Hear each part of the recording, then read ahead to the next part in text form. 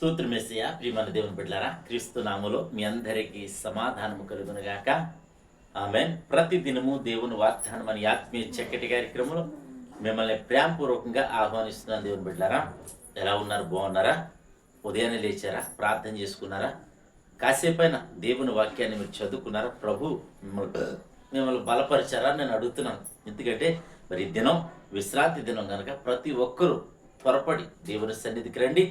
దేవునితో మరి దేవుని స్తుతులు చెల్లించి ఆయన ప్రార్థన చేసి ఆరాధన చేసి మరి ఆయన మహింపరిచి ఆయన వాక్కును శ్రద్ధగా విని మరి వాక్యానుసారంగా నడుచుకోవాలని మరి దేవుడు తెలియజేసే మాటలను మనం విని మన బ్రతుకులు మార్చుకోవాలని మీకు తెలియచేస్తూ ప్రతిదినము దేవుని వాగ్దానం అని ఆత్మీయ చక్కటి కార్యక్రమంలో వాగ్దానం చదువుతున్నాను.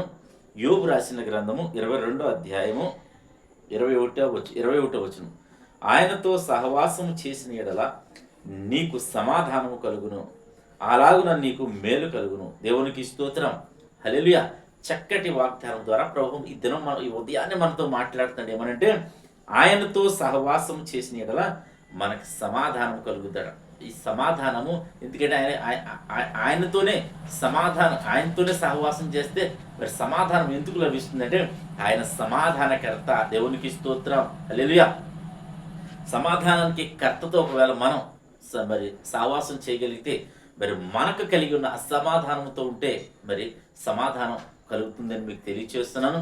అలాగే మరి మేలు, అలాగున నీకు మేలు కలుగున్నాడు. మరి సమాధానం అంటే మరి అంతకన్నా మరి గొప్ప విషయం ఇంకేమైనా ఉందంటారా? మరి సమాధానం కలిగితే మనకు మేలని మీకు తెలియచేస్తాను. ప్రియమంది బిడ్డలారా, ప్రతి ఒక్కరూ ఈ వాగ్దానాన్ని బట్టి ధైర్యం తెచ్చుకోండి. బలహీనులుగా అంటే బలపరచబడండి వాగ్దానం ద్వారా. అలాగే మీ సమస్యలను బట్టి అసమాధానంగా ఉంటే, ఇంట్లో సమాధానం లేకపోయినా, ఆఫీసులో సమాధానం లేకపోయినా, పాడి పంటలు వ్యవసాయాల వ్యాపారాల్లో వాళ్ళ సమాధానం లేకపోతే మరి ప్రతి విషయంలో కూడా మరి దేవుడు నీకు సమాధానం అనుగ్రహించాలని కోరుకుంటూ దేవుడి మాటలు దీవించును గాక. ఆమెను ప్రార్థన చేసుకుందాం.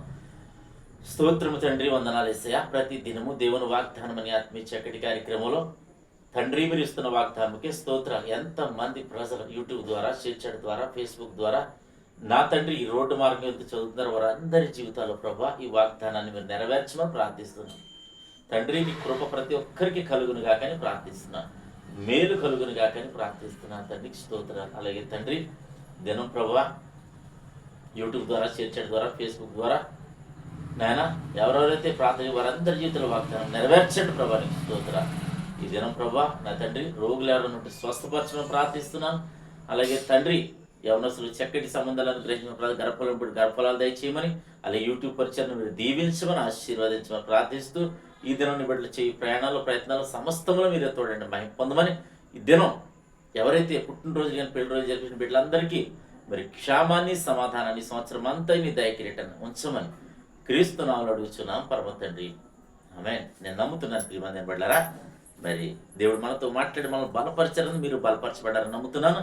అలాగే ఈ దినం ఎవరైతే పెళ్లి రోజు పుట్టినరోజు జరిపి మీ అందరికీ మరి నా యొక్క శుభాలు తెలియజేసిన దేవుడు నిన్ను కుటుంబాన్ని బహుగా మెండుగా దీవించునుగాక. ఆమేన్.